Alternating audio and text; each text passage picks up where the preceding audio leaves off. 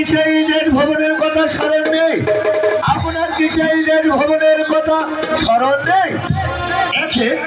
সেই জন্য দূর থেকে ডেকে ডেকে বললো, ওরে ওরে শিবশঙ্কর, আপনার কি দেশ ভবনের কথা নাই?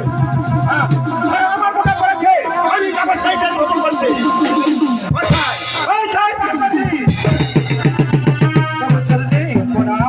তোমাকে আশীর্বাদ করি। কি আজ আমাকে কেন ডেকেছেন প্রভু? দেখো পার্বতী, আমি যাবো সেই দেশ ভবন করতে। আমার যে একটা কুমারখানা ছিল, একদিন সাজিয়ে আনবো। এ কি বলছেন প্রভু? কি আজ যাবেন দেশ ভ্রমণ করতে ধর্মপ্রচারী? কি আমি একলা যুবতী নারী কেমন করে থাকবো এই কৈলাস ভবনে?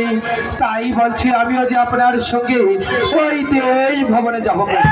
পার্বতী, নারী মানুষকে নিয়ে কোনোদিন ভ্রমণ করা যায় না। সত্যাই সত্য। ঠিক আছে প্রভু। আমি তোমাকে বললাম, আমি আবার আসবো ফিরে। তুমি যাও, যাই আমার প্রার্থনা নিয়ে এসো সাথে। ঠিক আছে প্রভু।